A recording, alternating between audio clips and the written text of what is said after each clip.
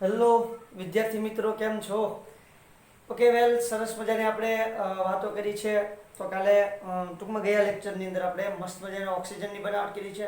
હવે આપણે જરાક આ ઓક્સિજનના જે સાદા ઓક્સાઇડ છે, આ સાદા ઓક્સાઇડ વિશે વાત કરવાની છે કે ઓક્સિજનના સાદા ઓક્સાઇડ જે છે, આ સાદા ઓક્સાઇડ કેવા કેવા પ્રકારના હોય અને ક્યાં ક્યાં હોય છે. બહુ સીધી સાદી ને સિમ્પલ વાત છે.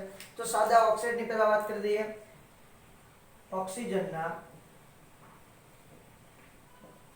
સાદા ઓક્સાઇડ, બરાબર છે.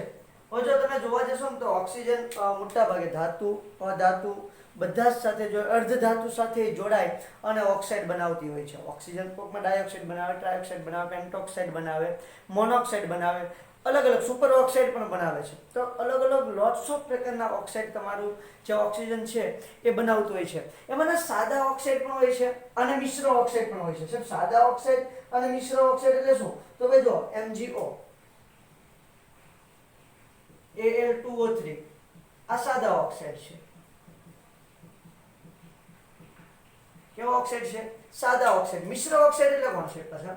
તો Fe3O4, Pb2O3, તો સોરી Pb3O4.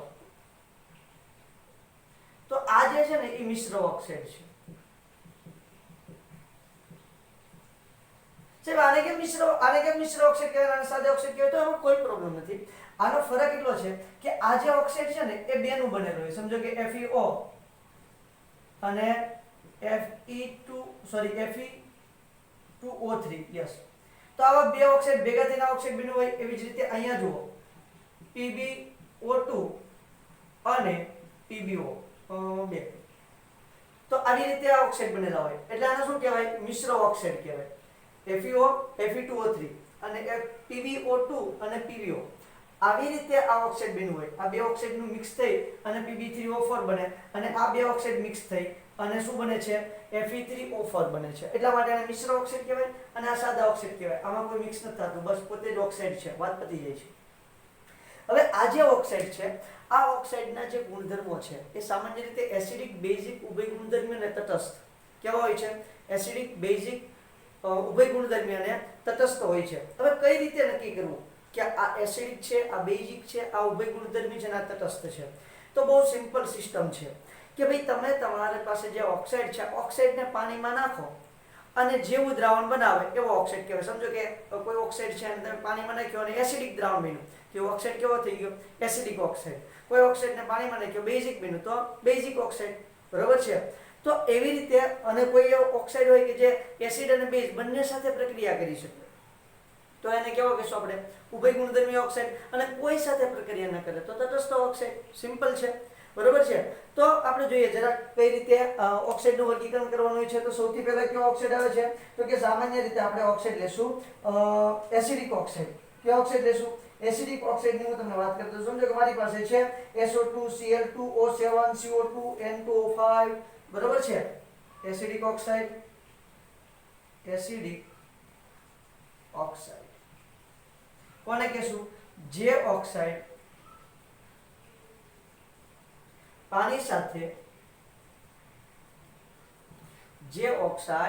પાણી સાથે એસિડ બનાવે તેને એસિડિક ઓક્સાઇડ કહે છે. હવે સાહેબ, તો પાછું પાણી જ કેમ લીધું? તો શું છે? પાણી છે ઉભય ગુણધર્મી છે.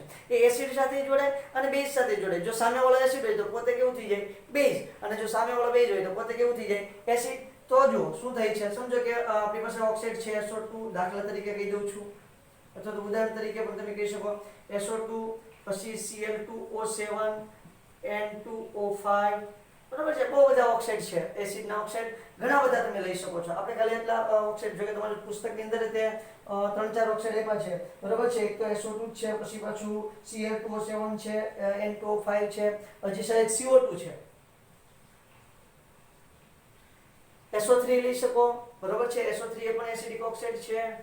કોઈ પ્રશ્ન નથી. વગેરે. અહીંયા લખી નાખો છો વગેરે. હજી ઘણા બધા હોઈ શકે છે. તો કઈ રીતે નક્કી થાય છે? તો જો SO3 લો અથવા તો 2 લો. વત્તા H2O પાણી સાથે પ્રક્રિયા કરાવું છું એટલે H2SO3 બને. સલ્ફ્યુરસ એસિડ, આને શું કહેવાય? સલ્ફ્યુરસ એસિડ. કેમ ફોસ્ફરસ એસિડ હતું? જો H2SO4 હોત તો શું થઈ જાય? સલ્ફ્યુરિક એસિડ બની જાય. ક્લિયર છે? તો આ બધા કેવા ઓક્સાઇડ બની ગયા? તો કે ભાઈ તમારા એસિડિક ઓક્સાઇડ બને છે. અને એક વસ્તુ કોમન છે કે મોટા ભાગે અધાતુના ઓક્સાઇડ એસિડિક હોય છે. મોટા ભાગે એ લખી નાખું છું, અધાતુના ઓક્સાઇડ એસિડિક હોય છે.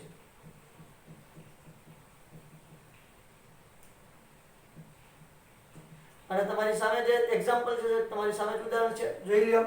સલ્ફર અધાતુ, ક્લોરીન અધાતુ, નાઇટ્રોજન અધાતુ, કાર્બન અધાતુ, આ સલ્ફર પણ અધાતુ. ક્યારેક ક્યારેક ખૂબ ઊંચો ઓક્સિડેશન આંક ધરાવતા ધાતુના ઓક્સાઇડ પણ એસિડિક હોય છે. ખૂબ ઊંચો ઓક્સિડેશન, ખૂબ ઊંચો ઓક્સિડેશન આંક ધરાવતા ધાતુના ઓક્સાઇડ પણ એસિડિક હોય છે. દાખલા તરીકે લેવા જઈએ તો, દાખલા તરીકે MnO4. તો જુઓ આમાં Mn નો ઓક્સિડેશન આંક કેટલો છે? તો Mn નો ઓક્સિડેશન આંક તમે જોવા જશો તો કેટલો થશે? +7. કેટલો થાય છે? +7. અથવા તમે એને Mn2O7 લઈ લો. આ MnO4 તો માઈનસ આવશે એટલે એની કરતા Mn2O7 લઈ લો, એ વધારે અનુકૂળ પડશે. બરોબર છે? Mn2O7. CrO3 chromium trioxide. બરોબર છે? Mn2O7 CrO3 તમારા પુસ્તકની અંદર હજી એક એક્ઝામ્પલ આપેલું છે, મને એક્ઝેક્ટ યાદ નથી. યાદ આવી ગયું હશે. V2O5. તો આમાં જુઓ +7, 7 દુ 14, 14 ભાગ્યા 2 એટલે 7 થશે. અહીંયા +6, અહીંયા +5. તો એનો મેક્સિમમ ઓક્સિડેશન આંક કેટલો જોઈ શકે? તો આ બધા પણ કેવા છે? તો કે એસિડિક ઓક્સાઇડ છે. બેઝિક ઓક્સાઇડની વાત કરીએ. બેઝિક ઓક્સાઇડ કોને કહેશો સાહેબ તમે? તો કે જે, હવે તમને એમ ખબર પડી ગઈ છે. શું કહેશો આપણે? જે ઓક્સાઇડ પાણી સાથે બેઝ બનાવે. જે ઓક્સાઇડ પાણી સાથે બેઝ બનાવે તેને બેઝિક ઓક્સાઇડ કહે છે.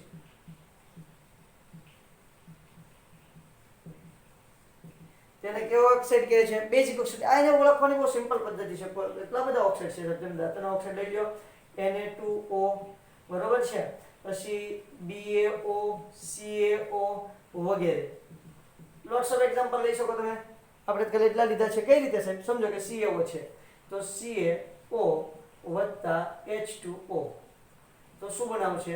CaOH twice. આને શું કહેશું આપણે? બેઝ. ક્લિયર છે? હવે એને 2O લઈ લઈએ. Na2O plus H2O 2NaOH. તો આ ધાતુના ઓક્સાઇડ છે. તો અહીંયા આપણે એ પણ એક સેન્ટેન્સ લખી શકીએ કે ધાતુના બધા જ ઓક્સાઇડ, બધા જ એટલે મતલબ આની જેમ જ છે, ખાલી ધાતુના રાખ્યા. આ ઓક્સાઇડ તો ધાતુના જે છતાં એસિડિક છે, પણ અહીંયા એવું લખી શકીએ ધાતુના ઓક્સાઇડ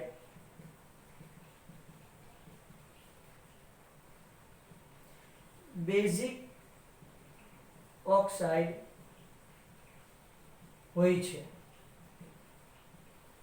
અધાતુ છે એના ઓક્સાઇડ કેવો હોય છે? એસિડિક. જ્યારે ધાતુના ઓક્સાઇડ કેવા તમને જોવા મળે છે? બેઝિક ઓક્સાઇડ તરીકે તમને ધાતુના ઓક્સાઇડ જોવા મળશે. ક્લિયર થાય છે? આ કહેવત બહુ સિમ્પલ છે, કઈ જાજુ માથાકૂટ કરવાની આમાં આવતી નથી. ઓકે, ચલો ત્યાંથી આગળ વધીએ. તો હવે આવે છે ઉભય ગુણધર્મી ઓક્સાઇડ. સમજો કે ભાઈ કોઈ ઓક્સાઇડ એવા છે કે જે એસિડ અને બેઝ બંને સાથે પ્રક્રિયા કરી શકે. એવા ઓક્સાઇડને આપણે કેવો ઓક્સાઇડ કહેશું? ઉભય ગુણધર્મી ઓક્સાઇડ. કેવા ઓક્સાઇડ કહેશું? ઉભય ગુણધર્મી ઓક્સાઇડ. ઓકે સાહેબ, કહી દો. ચાલો, તો ઉભય ગુણધર્મી ઓક્સાઇડ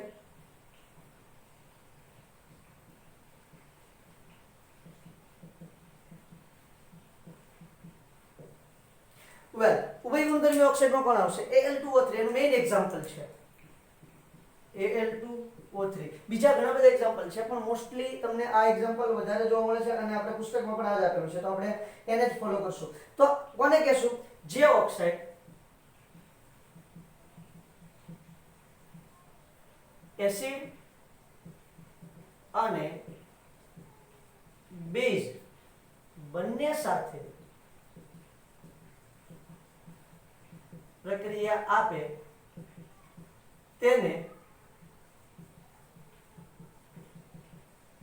ઉભય ગુણધર્મી ઓક્સાઇડ કહે છે તેને કેવો ઓક્સાઇડ કહેવાય બાપુ ઉભય ગુણધર્મી ઓક્સાઇડ તરીકે ઓળખવામાં આવે છે તો સાહેબ Al2O3 છે એ એસિડ અને બેઝ બંને સાથે પ્રક્રિયા આપે યસ ઓફ કોર્સ એસિડ અને બેઝ બંને સાથે પ્રક્રિયા આપે જોઈ લ્યો Al2O3 6HCl 9H2O બરાબર છે આ તમારું સોલિડ હશે આ તમારું એક્વિયસ હશે અને આ તમારું લિક્વિડ હશે પ્રક્રિયા આપશે સંકીર્ણ સંયોજન બનાવશે શું બનાવશે સંકીર્ણ સંયોજન બનાવે છે કેવું સંકીર્ણ સંયોજન બનાવે છે તો જો 2Al H2O6 3 6Cl આ પ્રકારનું સંકીર્ણ સંયોજન બનાવે છે સંકીર્ણ સંયોજન એટલે શું છે આપણે આવવાનું છે બેટા 9મા ચેપ્ટર ની અંદર આપણે બહુ ડિટેલમાં એનો અભ્યાસ કરવાનો છે બરાબર છે પણ અત્યારે આપણે અહીંયાનું કઈ કામ ટૂંકમાં યાદ રાખી લેવાનું છે કે કઈ રીતે તમારું એલ્યુમિનિયમ ઓક્સાઇડ છે એ એસિડ અને બેઝ બંને તરીકે વર્તે છે તે બસ બીજી કઈ માથાકૂટમાં પડવાનું છે નહીં બેઝિક રીતે બેઝ આ એસિડ છે હવે બેઝ સાથે કઈ રીતે આપણે Al2O3 પ્લસ NaOH લઈ લઈએ પ્લસ 6NaOH 3H2O બરાબર છે અહીંયા પણ લિક્વિડ એક્વિયસ અને અહીંયા સોલિડ અહીંયા પણ શું બનાવશે સંકીર્ણ સંયોજન બનાવશે થોડું ઘટકે બનાવશે સેમ ટુ સેમ ઉપરના જેવું નહીં બનાવે કારણ કે ત્યાં તો શું છે H2O છે બરાબર છે લિગેન્ડ તરીકે અને લિગેન્ડ કહેવાય લિગેન્ડ તરીકે H2O છે અને અહીંયા તમારું લિગેન્ડ તરીકે અલગ સોરી આયન આવશે જેમ કે હાઇડ્રોક્સિલ આયન આવશે OH- તો એનું શું બનશે જરાક અમને સાહેબ બનાવીને દેખાડો તો બનશે 2Na3AlOH6 2Na3AlOH6 OH- બરાબર એટલે શું થઈ જશે તો કે આખું તટસ્થ બની જશે આ શું છે તો કે +3 અને અહીંયા -3 બનશે કારણ કે OH છે એનો -1 હોય બરાબર -1 ગુણ્યા 6 એટલે કેટલા થઈ જાય -6 અને Al છે એના કેટલા હોય +3 વીજભાર હોય એટલે +3 -6 કેટલા વધે -3 વધે -3 ને આ +3 એટલે શું થઈ ગયું 0 એ આવશે એટલે આપણે ખ્યાલ આવશે અત્યારે કઈ જરૂર છે નહીં તો હાઇડ્રોક્સી આયનો છે OH અહીંયા લિગેન્ડ તરીકે આને બોલાય લિગેન્ડ આને પણ લિગેન્ડ બોલાય આવશે એટલે સાહેબ ખ્યાલ આવી જશે અત્યારે આપણે એની ઝંઝટમાં પડવું નથી તો જો ટૂંકમાં કહેવાનો મતલબ શું છે તો કે તમારું Al2O3 જે છે એ એક વખત HCl સાથે અને એક વખત NaOH સાથે પ્રક્રિયા કરે છે એટલે આપણે શું કહીએ છીએ ઉભય ગુણધર્મી તટસ્થ ઓક્સાઇડની વાત કરી દઉં સાથે સાથે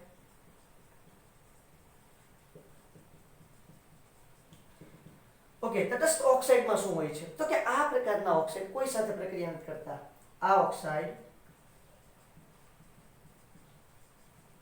એસિડ કે બેઝ સાથે પ્રક્રિયા કરતા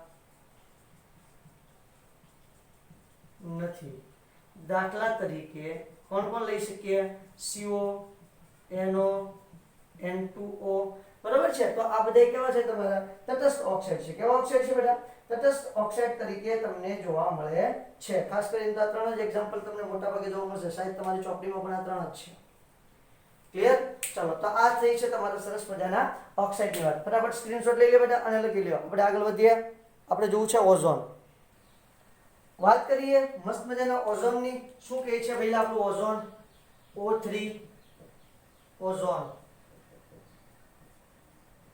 બહુ ઇન્ટરેસ્ટિંગ અને બહુ મસ્ત મજાની વાત છે બરોબર થોડું તમને એક્સ્ટ્રા સરસ મજાનું જે ઝીનીટ કરતા ટૂંકમાં ઝીનીટ લેવલનું જે હોય બરાબર તમારા પુસ્તક કરતા થોડું હાઈ લેવલની આપણે વાત કરીએ ઓકે તો ઓઝોનની વાત કરીએ સરસ મજાની ઓઝોન એટલે ઓક્સિજનનું શું થઈ ગયું અપર રૂપ ઓક્સિજનનું અપર રૂપ છે ઓક્સિજનનું કેવું છે બેટા, અપર રૂપ તરીકે આપણે ઓઝોનને જોઈએ. હવે ઓઝોન જે છે એ ખૂબ જ પ્રતિક્રિયાત્મક છે ભાઈ. કેવું છે? ખૂબ જ પ્રતિક્રિયાત્મક છે. જો કે આ એના ભૌતિક ગુણધર્મો થઈ ગયા, ખૂબ જ પ્રતિક્રિયાત્મક છે. સમુદ્રની સપાટી પર સ્થિર રહી શકતું નથી. સમુદ્રની સપાટી પર સ્થિર રહી શકતું નથી, એટલે કે સ્થાયી નથી. તો ક્યાં હોય છે? પૃથ્વીની સપાટીથી લગભગ 20 કિલોમીટર ઉપર. બરોબર છે? 20 પૃથ્વીની સપાટીથી 20 કિલોમીટર ઉપર સુધી રહેલું હોય છે, જે તમારા ઓક્સિજનમાંથી ઉત્પન્ન થાય છે. સૂર્યપ્રકાશ ઓક્સિજન પડે અને વિઘટનથી ઓઝોન બને છે. પૃથ્વીની સપાટીથી 20 કિલોમીટર ઉપર. બરોબર? જે તમને શું કરે છે તો કે ભાઈ અલ્ટ્રાવાયોલેટ, જે સૂર્યમાંથી આવતા અલ્ટ્રાવાયોલેટ કિરણો છે એનાથી આપણને બચાવે છે. યુવી કિરણોને પૃથ્વી પર આવતા રોકે છે. આ છે તમારા ઓઝોનની મસ્ત મજાની વાતો. જો કે એના ભૌતિક ગુણધર્મો તમે કેવો હોય તો કહી શકો છો, નો પ્રોબ્લેમ. હવે આની બનાવટ કઈ રીતે હોય છે, બનાવટની વાત જરા કહી દઉં. બહુ ઇન્ટરેસ્ટિંગ બનાવટ છે. બરાબર છે? તમે એમ સામાન્ય રીતે જોવા જશો તો ઓઝોન આપણે જોયું કે સિમ્પલી બનતું નથી, પણ છતાં આપણે પ્રયોગશાળામાં અને ઉદ્યોગોમાં એને બનાવવું છે. પ્રયોગશાળામાં એની બનાવટ કરવી છે અને ઉદ્યોગોમાં બનાવવું છે. તો કેમ બનાવવું છે, કઈ રીતે બનશે? તો આપણને, મને, તમને બહુ સારી રીતે ખબર છે કે ભાઈ તમારું જે ઓક્સિજન છે એને વિઘટન કરી નાખો એટલે શેમાં રૂપાંતર થઈ જશે? ઓઝોનની અંદર રૂપાંતર થાય છે. શેમાં રૂપાંતર થાય છે? ઓઝોનમાં રૂપાંતર થાય છે. એટલે આપણે આવું લખી શકીએ 3O2 gives 2O3. 3O2 gives 2O3. બરાબર છે? આ દરમિયાન ડેલ્ટા H જે છે એ કેવું જોઈએ છે? પ્લસ 142. ખરેખર 142.7 હોય છે. બરાબર છે?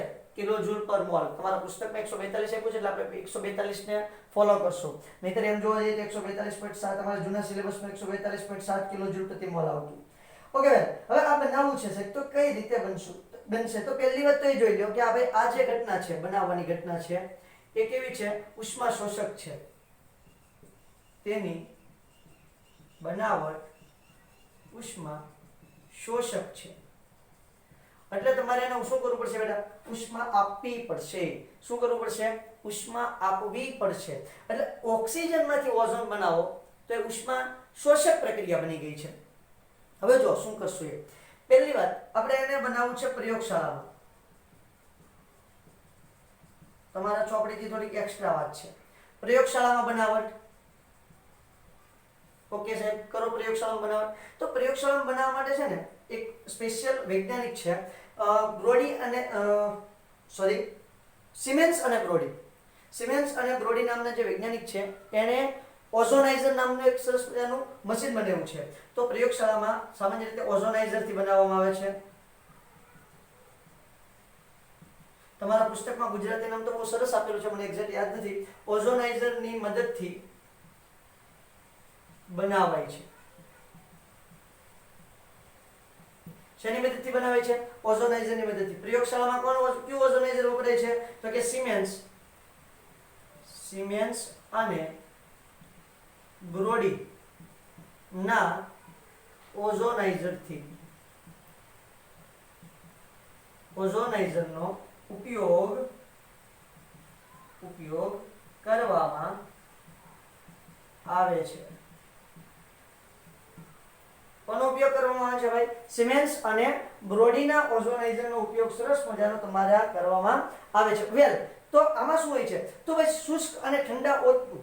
આમાં શું લેવામાં આવે છે? શુષ્ક અને, આ જે પ્રક્રિયા છે તે શુષ્ક અને ઠંડા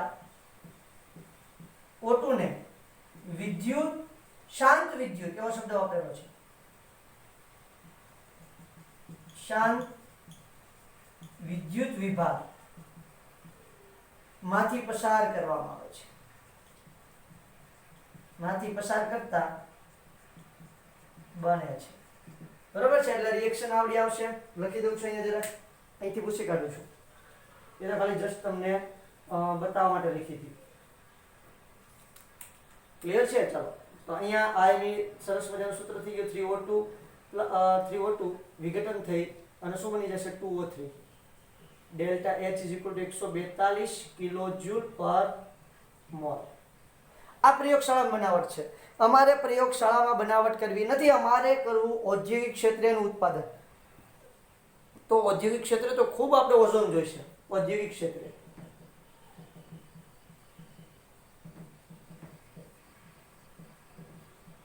પદ્ધતિ સેમ ટુ સેમ આ છે, પણ આખી રીત બદલાઈ જશે. ત્યાં વિદ્યુત વિભાજન આપણે કરવાનું છે. અહીંયા આપણે એક જાતનું વિદ્યુત વિભાજન જ છે બધા, બરોબર છે? આ પણ એક જાતનું શું થશે? વિદ્યુત વિભાજન છે. અહીંયા પદ્ધતિ બદલાઈ જશે. અહીંયા શું કરશું તો કે ભાઈ તમારે બ્રોડી અને હેલેસ્કે, બ્રોડી અને હેલેસ્કે, અહીંયા કોણ હતું? સિમેન્સ અને બ્રોડી. અહીંયા કોણ છે? બ્રોડી અને હેલેસ્કે ના ઓઝોનાઇઝર ની મદદથી ઓઝોન બનાવી શકાય છે. બરોબર છે? તમારે આ શું કરવાનું છે તો કે સરસ મજાનું બેટા આનું નોટ બનાવતી જવાની, એટલે તમને ખ્યાલ રહે શું કરવાનું હોય. તો એ લોકોએ શું કીધું છે ભાઈ? એસિડિક પાણી લીધું છે. એસિડિક પાણી ધરાવતા પાત્રમાં, એસિડિક પાણી ધરાવતા પાત્રમાં પ્લેટિનમના વિદ્યુત ધ્રુવો નાખી, પીટીના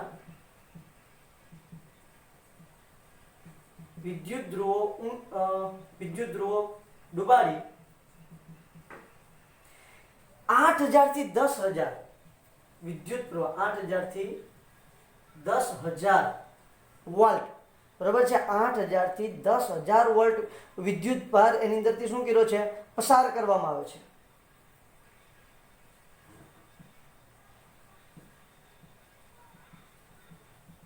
અથવા તો વિદ્યુત પ્રવાહ પસાર કરવામાં આવે છે.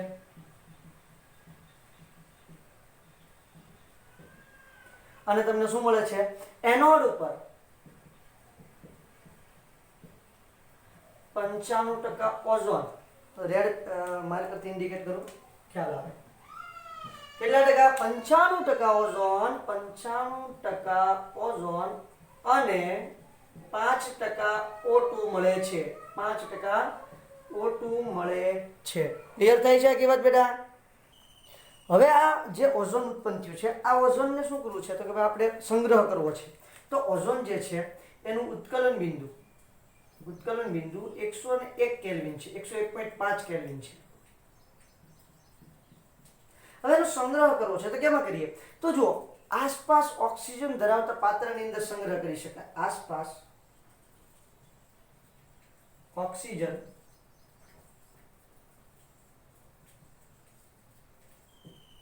ધરાવતા પાત્રમાં સંગ્રહ કરી શકાય.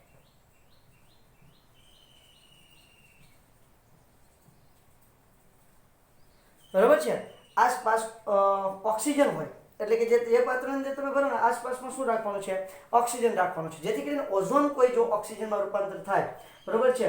ઓઝોન કોઈ ઓક્સિજનમાં રૂપાંતર થાય તરત પાછો ઓઝોન ઓક્સિજનમાં જાય તો ઓક્સિજનમાંથી પાછું શું બની જાય? ઓઝોન બની જાય. શું? ઓઝોન કોઈ ઓક્સિજનમાં જાય તો ઓક્સિજનમાંથી પાછું ઓઝોન બની જાય. એટલા માટે તમારે આસપાસમાં શું ભરી રાખવાનું છે? ઓક્સિજન ભરી રાખવાનો છે, બરોબર છે?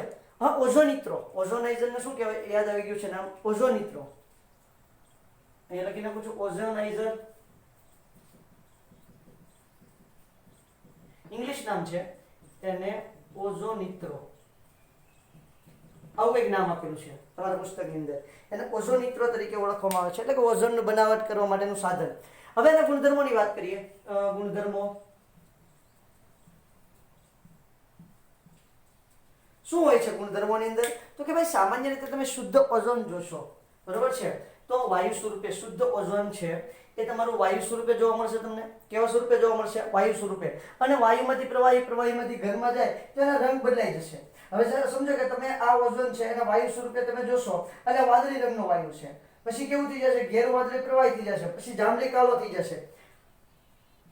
શુદ્ધ ઓઝોન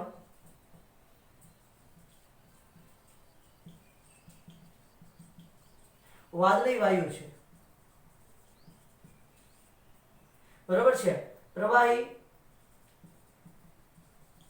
સ્વરૂપમાં ઘેરો અથવા તો ખાલી વાદળી પ્રવાહી કહી દઉં, પ્રવાહી અને ઘન સ્વરૂપમાં જાંબલી કાળો, જાંબલી કાળો ઘન હોય છે. ક્લિયર થાય છે આ કહેવત? ત્યાંથી આગળ વધીએ છીએ તો હજી શું એના ગુણધર્મોની અંદર બીજી વાત શું છે તો કે જો ભાઈ સામાન્ય રીતે ઓઝોન છે ને જો ઓછા પ્રમાણમાં તમારા શ્વાસોશ્વાસમાં જાય ને તો નુકસાન કરતો નથી, પણ જો એનું પ્રમાણ શ્વાસોશ્વાસમાં 100 ppm કરતા વધી જાય, કેટલા ppm કરતા? 100 ppm કરતા પ્રમાણ વધી જાય તો ચક્કર આવવા, ઉબકા થવા, ઉલટી થવી, બરાબર છે, વગેરે ઘટનાઓ તમને જોવા મળે ઓછા પ્રમાણમાં.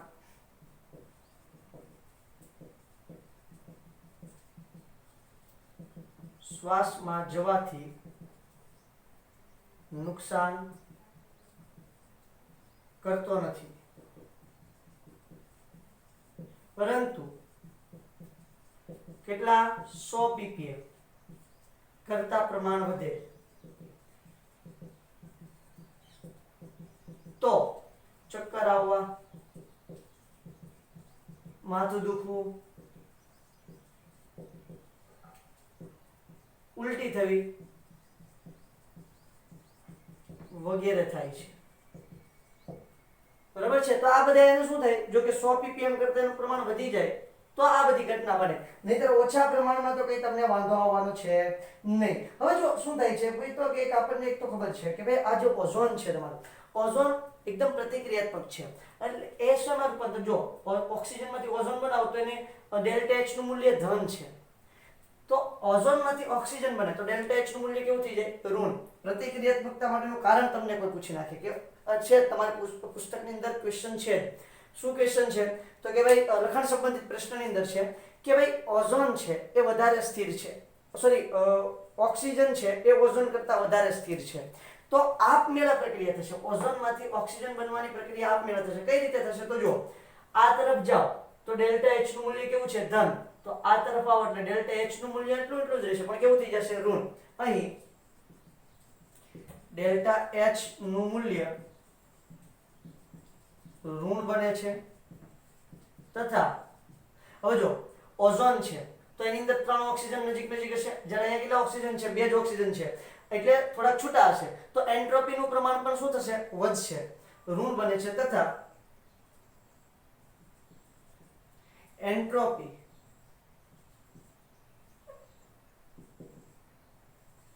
ડેલ્ટા S નું મૂલ્ય પણ ધન બને છે, S નું મૂલ્ય ધન બને છે.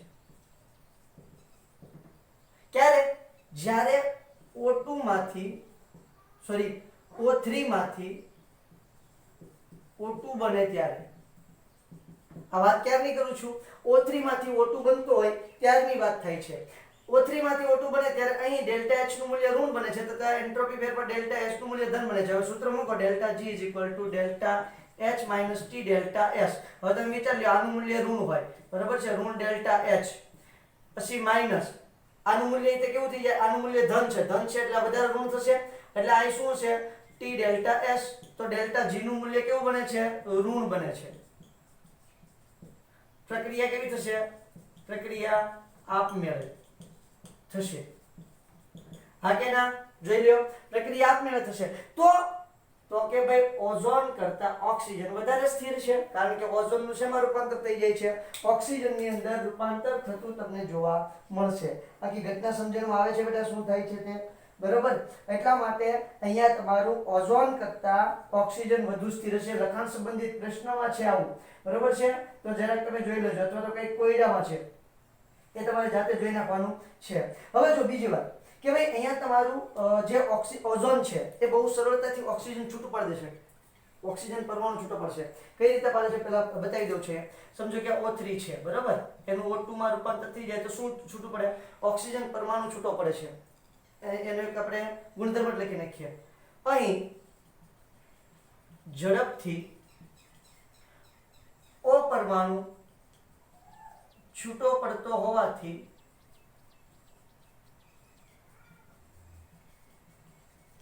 અહીં ઝડપથી O પરમાણુ છૂટો પડતો હોવાથી O3 પ્રબળ ઓક્સિડેશન કરતા છે.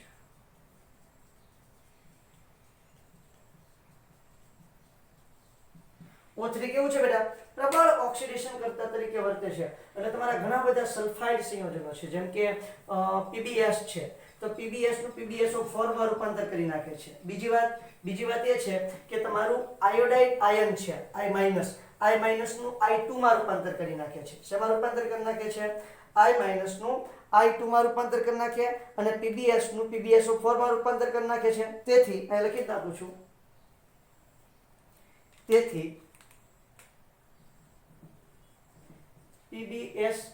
PbSO4 અને I- I2 માં ફેરવાય છે. રિએક્શન બતાવો સાહેબ. PbS વત્તા O3 will gives PbSO4 વત્તા O2. બરોબર છે? ચલો અહીંયા 4 લઈ લઉં છું. 4O3 અને 4O2. Complete reaction. એવી જ રીતે I- છે, તો I- છે 2I- plus H2O plus O3 gives I2 plus શું થઈ જશે? OH minus 2OH minus plus O2. આખી વાત સમજાય છે કે નથી સમજાતી બેટા? બરોબર છે? તો શું થઈ ગયું? તો કે ભાઈ સરસ મજાનું 2OH minus બરોબર છે, અને આ જે તમારું I- છે એનું શેમાં રૂપાંતર કરી નાખ્યું? I2 માં રૂપાંતર કરી નાખ્યું છે. અને અહીંયા શું કીધું છે? તો કે PbS નું PbSO4 માં રૂપાંતર કરી નાખ્યું છે. તો ઓક્સિડેશન કીધું છે. શું કીધું છે? ઓક્સિડેશન કીધું છે. તો પ્રબળ ઓક્સિડેશન કરતા તરીકે તમને વર્તતો જોવા મળશે. કોણ વર્તે છે બેટા? તો કે ઓઝોન. કોણ? ઓઝોન તમારો જે છે એ પ્રબળ ઓક્સિડેશન કરતા તરીકે તમને વર્તતો જોવા મળે છે. વેલ, ત્યાંથી જરાક આગળ જઈએ તો હવે જો મારે ઓઝોન છે ને, ઓઝોનનું મારે માપન કરવું છે કે ભાઈ કેટલો ઓઝોન વપરાણો છે. કોઈ ઓક્સિડેશન પ્રક્રિયા છે, સમજો કે આયોડિનની જે ઓક્સિડેશન પ્રક્રિયા છે, આ ઝીનિટની વાત છે, બરોબર છે? થોડીક હાઈ લેવલની વાત કરું છું. તો આ આયોડિન જ છે. તો આયોડિન કેટલા આયોડિનનું એને રૂપાંતર કર્યું છે? તો કે ભાઈ જો અહીં 1 મોલ O3 હતું તો 2 મોલ I- નું રૂપાંતર કર્યું, એટલે આપણને ખબર પડી. ઓકે, તો કેટલા મોલ O3 વપરાણું છે? તો કેટલા મોલ I2 ઉત્પન્ન થયું છે? એના આધારે આપણે ઓઝોનનું માપન કરી શકીએ. તો ઓઝોનનું માપન કરવા માટે શું કરવું પડે? તો કે સમજો કે ભાઈ આપણી પાસે બફર સોલ્યુશન છે, બરોબર? બેઝિક બફર દ્રાવણ છે, જેની pH કેટલી આપેલી છે? ચોપડીમાં 9.2 pH આપેલી છે. કેટલી pH આપેલી છે? 9.2 pH. શાયદ બોરોનનું બફર દ્રાવણ એવું લખેલું છે, બરોબર? તો આ બફર દ્રાવણ, જો કે બફર દ્રાવણ છે એટલે એનું કંઈ આપણે કંઈ કામે નથી, કારણ કે એ તો બફર જ દ્રાવણ છે, એની સાંદ્રતામાં કોઈ ફેરફાર નહીં થાય. હવે ઘટના શું બને છે ને એ જોવાનું છે. તો સૌથી પહેલા જો Ki નું દ્રાવણ ભરેલું છે, બરોબર? સૌથી પહેલા Ki નું સરસ મજાનું દ્રાવણ ભરેલું છે. આખી ઘટના સમજતા જજો. હું પહેલેથી સમજાવું, આને અહીંયા રહેવા દઉં છું, આ ભૂસી કાઢું છું, કારણ કે થોડું ડ્રોઈંગ કામ કરવું છે. બહુ ઇન્ટરેસ્ટિંગ છે, સમજવું બહુ અગત્યનું છે. ચાલો, તો શું થશે ધ્યાન આપજો. તો કે ભાઈ Ki નું જે સોલ્યુશન છે, આ Ki ના સોલ્યુશનની અંદર હું ઓઝોન નાખીશ. શું નાખીશ? ઓઝોન નાખવાનો છું. Ki ના સોલ્યુશનમાં ઓઝોન ઉમેરું છું. હવે ઓઝોનમાંથી ઓક્સિજન છૂટો પડશે. કોણ છૂટું પડશે? ઓક્સિજન. અને એ ક્યાં જોડાશે? Ki ના દ્રાવણ સાથે. કઈ રીતે બનશે? તો સમજો કે ભાઈ O3 છે, એમાંથી શું છૂટું પડ્યું? O2 વત્તા O ખાલી ઓક્સિજન. હવે અહીંયા મેં એક પાત્ર લીધું છે જેની અંદર પુષ્કળ પ્રમાણમાં Ki લીધું છે. પુષ્કળ એટલે એક્સેસ જેને આપણે કહીએ છીએ. ક્લિયર છે? ચાલો, તો આ જે Ki છે, આ Ki માંથી આ ઓક્સિજન અહીંયા જશે અને Ki સાથે પ્રક્રિયા કરશે અને શું છૂટું પડશે? I2 છૂટું પડશે. શું છૂટું પડશે? I2 છૂટું પડશે. એટલે કે પીળા રંગનું દ્રાવણ, અહીંયા તમને પીળા રંગનો ગેસ ઉત્પન્ન થતો જોવા મળશે, તો પીળા રંગનું દ્રાવણ જોવા મળશે. કેવું બનશે? પીળા રંગનું. ઓકે, હવે આ જે પીળા રંગ ધરાવતો જે આખો ફ્લાસ્ક છે, એનું હું ટ્રાઇટ્રેશન કરીશ. શું કરીશ? ટાઇટ્રેશન. તો ટાઇટ્રેશનમાં શું કરીશ? તો કે ભાઈ સરસ મજાનું મારી પાસે સોડિયમ થાયોસલ્ફેટનું દ્રાવણ છે. કોનું દ્રાવણ છે? આવી એક બ્યુરેટ લઈશ.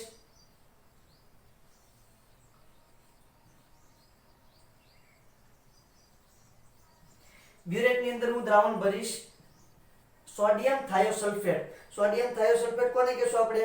Na2S2O3, જેને હાઇપોનું દ્રાવણ પણ કહેવાય. બરોબર છે. આને ચોક્કસ હું કોન્સન્ટ્રેશન રાખીશ. બરોબર છે, ચોક્કસ સાંદ્રતા, જાણીતી સાંદ્રતા એવું લખું છું, જાણીતી સાંદ્રતા. હવે આ જાણીતી સાંદ્રતા વાળું તમારું સોડિયમ હાઇપોનું દ્રાવણ છે. આ તમારું Ki નું દ્રાવણ લઈશ, પછી શું કરીશ તો અહીંયા ટાઇટ્રેશન કરીશ એટલે શું બનશે તો કે જે મારું I2 છે એ NaI માં કન્વર્ટ થઈ જશે, NaI માં રૂપાંતર પામશે. શેમાં રૂપાંતર પામશે બેટા? NaI ની અંદર રૂપાંતર પામી જશે, એટલે પીળા રંગનું દ્રાવણ છે એ દૂર થઈ જશે, પીળો રંગ દૂર થશે. તો ટાઇટ્રેશન થઈ ગયું કે ભાઈ? હા. હવે હું અહીંથી માપી લઈશ કે કેટલું એનું, જો કે આપણે ઓલરેડી પ્રેક્ટિકલ ની અંદર શીખતા જોઈએ છીએ, તો કે ભાઈ કેટલું એનું પ્રમાણ વપરાણું છે એનું કદ માપી લઈશ અને સૂત્ર મૂકી દઈશ, Q N1V1 બરાબર N2V2. ધારો કે આની સાંદ્રતા છે, બરાબર છે, એની સાંદ્રતા N1, એનું જે કદ મળ્યું એને આપણે કહી દઈએ V1. ઓકે, આનું જે કદ છે આપણે જાણતા છું, તેની સાંદ્રતા આપણે જાણી લેશું. ઓકે, અહીંયા આપણે I2 ની સાંદ્રતા જાણી લીધી છે. હવે આપણને ખબર પડી જાય કે કેટલું I2 વપરાણું છે, હા કે ના. એની માટેનો આખી જે રિએક્શન છે એ રિએક્શન તમને સમજાવી દઉં. હવે I2 આપણે શોધી લઈએ, અહીંયા આ રહેવા દઉં અને તમને રિએક્શન લખીને બતાવું તો તમને વધારે ખ્યાલ આવશે. તો હવે શું કરીશ તો કે ભાઈ 2Ki વત્તા O, આ ઓક્સિજન એ વપરાય છે, વત્તા H2SO4. બરોબર છે, એટલે શું છૂટું પડવાનું છે આમાંથી? I2 છૂટું પડવાનું છે. શું છૂટું પડવાનું છે? I2 વત્તા H2SO4, સોરી K2SO4, I2 વત્તા K2SO4. બરોબર છે. હવે કઈ બાકી રહી છે? I2 વત્તા K2SO4 વત્તા H2O. ચલો, આ રિએક્શન છે. હવે ધ્યાન આપજો શું કરું છું તે. આ ઓક્સિજન ઉડી જશે, વધશે શું? O3 વત્તા 2Ki વત્તા H2SO4. અહીંયા શું વધશે? gives O2 વત્તા I2 વત્તા K2SO4 વત્તા H2O. આવી રીતે આખી ઘટના બનશે. વેલ, હવે તમે જુઓ, અહીંયા તમને ખબર પડી ગઈ છે કે અહીંયા કેટલું I2 વપરાણું, તો બેટા કેટલું ઓઝોન વપરાણું છે ખબર પડી જાય કે ના પડે? ક્લિયર થાય છે કે વાત? ચલો, એટલો અહીંથી એટલો I2 છે, અહીંયા તમને કોની સાંદ્રતા મળશે? I2 ની સાંદ્રતા મળશે. સમજો કે કેટલા I2 ની સાંદ્રતા મળી છે, કેટલા મોલ છે? તો અહીંયા 1 મોલ. તો અહીંયા પણ કેટલા મોલ છે? 1 મોલ O3 હોય ત્યારે 1 મોલ I2 મળે. સમજો કે તમને અહીંયા મળી છે 0.2 મોલ. તો ખબર પડી જાય કેટલો ઓઝોન વપરાણું છે? 0.2 મોલ ઓઝોન વપરાણું છે. સીધી વાત. આ આખી ઘટના તમને જોવા મળવાની છે. પછી શું થાય છે તો કે ભાઈ જે I2 વપરાણું છે એની આપણે જરાક થાયોસલ્ફેટ સાથેની રિએક્શન આપી દઈએ છીએ, તો 2Na2S3 S2O3 પ્લસ તમારું વાપરવાનું છે કોણ? I2. બરોબર છે. હવે આ જરાક છેકી નાખું, નહીં નીચે લખી નાખું, ચાલો ને. બરોબર છે. પછી શું થઈ જશે તો કે આનું કન્વર્ઝન શેમાં થઈ જશે તો કે અહીંયા એનું કન્વર્ઝન થઈ જશે 2NaI પ્લસ અહીંયા બની જશે તમારું Na2S4O6. એને કહેવાય સોડિયમ થાયોનેટ, સોડિયમ ડાઇથાયોનેટ, સોડિયમ ડાઇથાયોનેટ. આવી રીતે આખું એનું ટાઇટ્રેશન થાય, જથ્થાત્મક. એને શું કહેવાય? એને સરસ મજાનું આપણે જથ્થાત્મક અનુમાપન કહીશું. ક્યાં લખું છું? અહીંયા.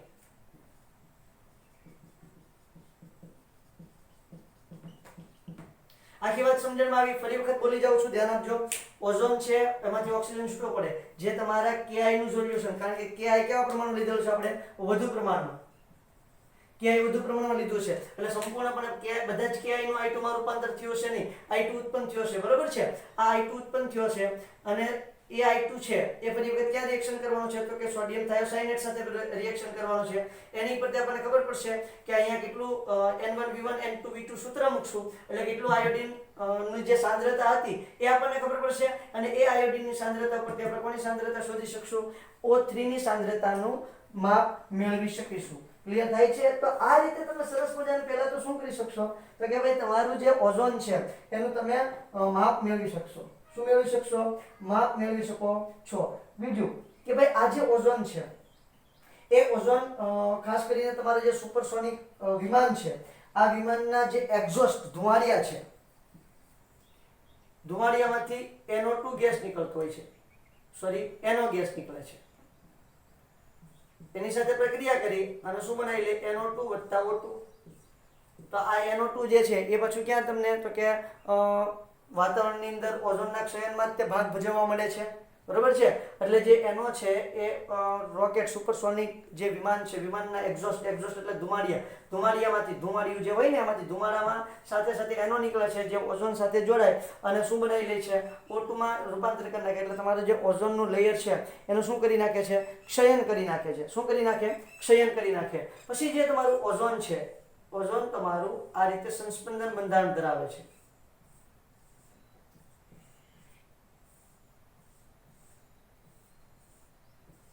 ઓલરેડી આપણે 11મા ધોરણના ચેપ્ટર નંબર 4 ની અંદર તમે આના વિશે વાત કરી ગયા છો. આ કેવું બંધારણ છે બેટા, સંસ્પંદન બંધારણ છે, બરોબર છે. હવે આની અંદર તમે જોવા જશો એટલે આ બંધ લંબાઈ 128 પિકામીટર છે અને બંધ કોણ છે એ બંધ કોણ કેટલો તમને જોવા મળશે, તો આ બંધ લંબાઈ છે પહેલા તો 128 બંધ કોણ કહું છું, પણ આ બંધ લંબાઈ 128 કેમ, શા માટે ભાઈ 128 બંધ લંબાઈ થાય છે? ડબલ બોન્ડ હોય તો ડબલ બોન્ડની બંધ લંબાઈ તો કેટલી હોવી જોઈએ, તો કે ડબલ બોન્ડની બંધ લંબાઈ જે છે એ 134 આસપાસ હોવી જોઈએ, બરોબર છે. અહીંયા 128 કેમ છે, પણ આ બંધ સતત શું થતો હોય છે, અલ્ટરનેટ ફેર્યા કરતો હોય છે. અહીંયા બંધ કોણ 117 ડિગ્રી, બરોબર છે. તો આ બે સંસ્પંદન સંકૃત બંધારણ કહેવાય. ઓઝોનના કેવા બંધારણ કહેવાય, સંસ્પંદન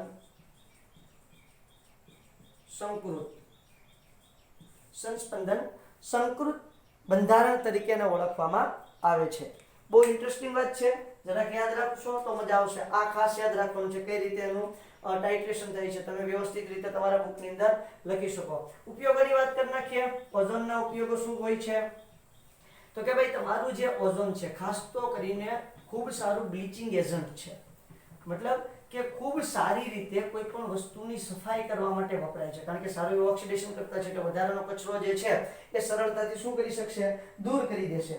શું કરી દેશે, દૂર કરી દેશે. એટલા માટે એને આપણે સામાન્ય રીતે જંતુનાશક, સંક્રમણહારક વગેરે તરીકે અથવા તો પાણીને જીવાણુ મુક્ત, રોગાણુ મુક્ત કરવા માટે ઉપયોગો, બરોબર છે. સંક્રમણહારક તરીકે,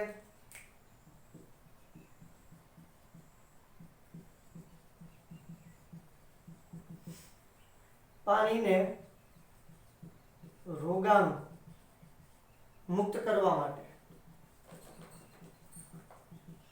પાણીને રોગાણુ મુક્ત કરવા માટે સંક્રમણહારક તરીકે તમને સામાન્ય રીતે શું જોવા મળે છે, તો કે ભાઈ O3 જોવા મળે છે. O3 જે છે એ હાથીદાંત, લોટ વગેરેમાં વિરંજક તરીકે ઉપયોગી છે. હાથીદાંત,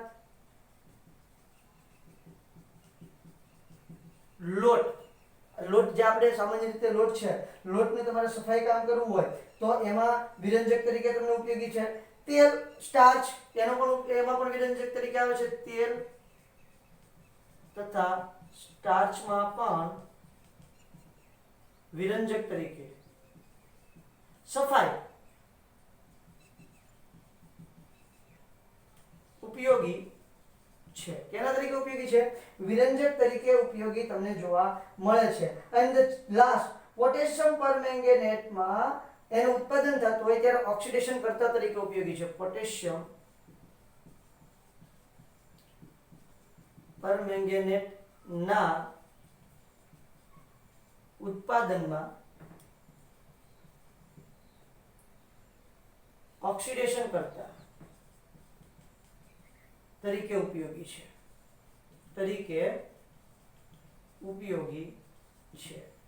આ એના શું થયા છે, સરસ મજાના ઉપયોગ તમને જોવા મળે છે, બરાબર છે. ત્યાર પછી મેં તમને કીધું તેમ એના લખાણ સંબંધિત જે બે પ્રશ્નો છે એ બે પ્રશ્નો, બંને પ્રશ્નો આમાં તમારે આવી ગયા છે. જ્યારે તમે થિયરી વાંચશો અને લખાણ સંબંધિત પ્રશ્નો જોશો એટલે તમારા બંને પ્રકારના પ્રશ્નો જે છે એ એનું સોલ્યુશન તમને આ થિયરી મેં જે ચલાવી છે એમાંથી મળી જશે. ક્લિયર? બહુ ઇન્ટરેસ્ટિંગ છે બેટા. અને કઈ રીતે આખી ઘટના બને છે, કઈ રીતેનું જથ્થાત્મક માપન કરવું પડે છે, આ આખી વાત મેં તમને અહીંયા વર્ણવી છે, તો મસ્ત મજાની તૈયાર કરી નાખવાની છે. Thank you.